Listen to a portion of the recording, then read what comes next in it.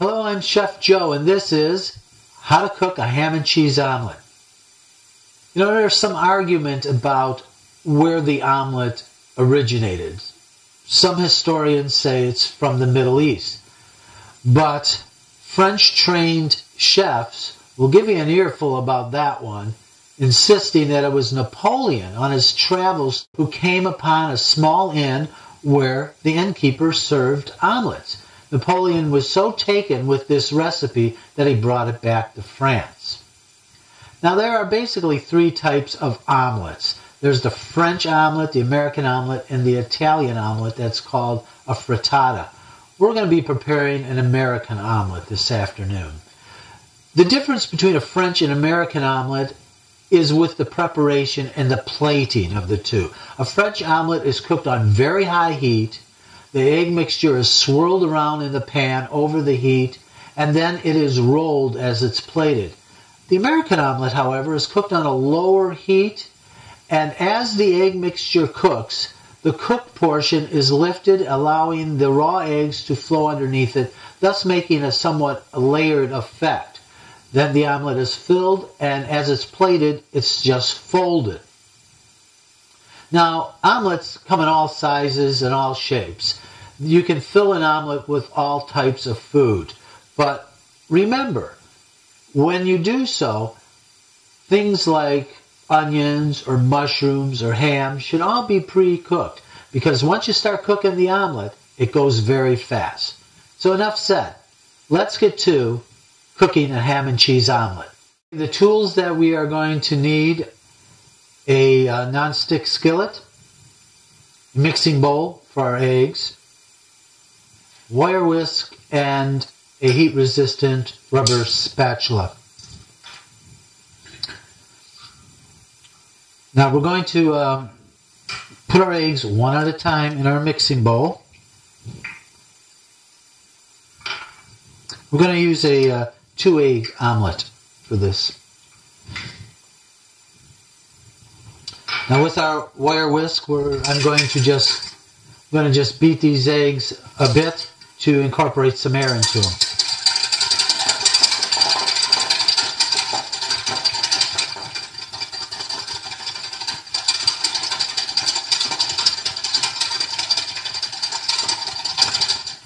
Now you know when air is incorporated into your egg mixture when the bubbles start forming and it foams just a bit.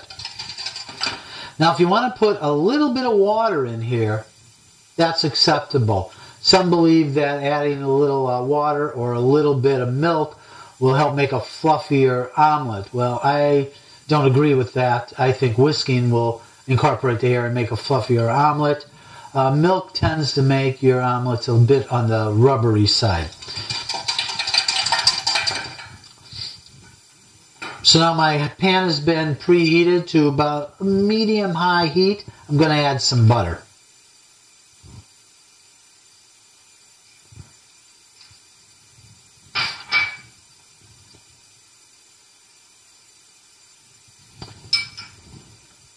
And we'll let that butter melt. We'll swirl it around so it coats the entire bottom and a little bit of the sides of our pan.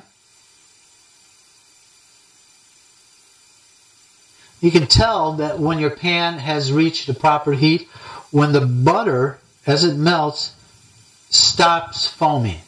Now you've hit its cooking point.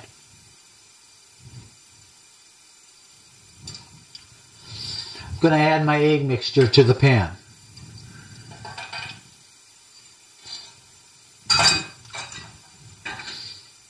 And swirl it around to make sure that it is covering all of the pan.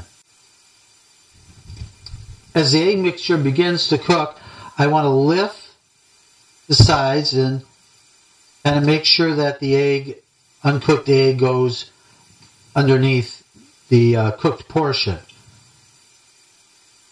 Now your omelet should be a bit moist when you serve it.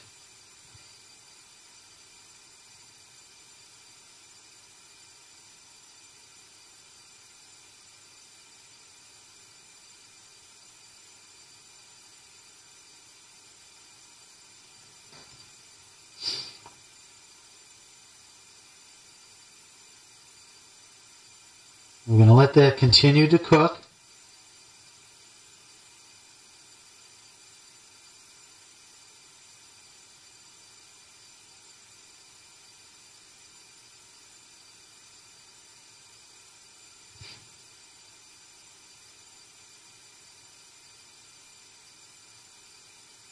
At this point, I'm going to put in my fillings on one side of the omelet. We'll start with our ham.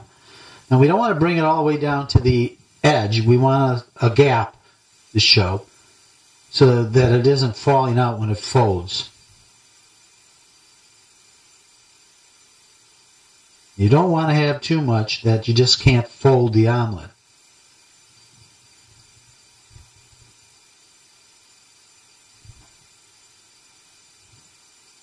And now the cheddar cheese on top of that.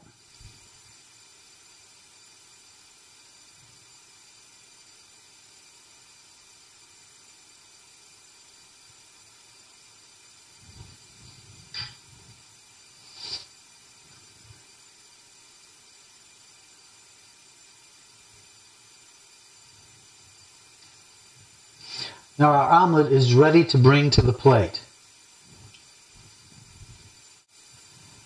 Now how we bring our omelet to the plate is we're going to use an underhand grip on the handle. Thus, we're going to bring it over to the plate and just slide it off and fold it over.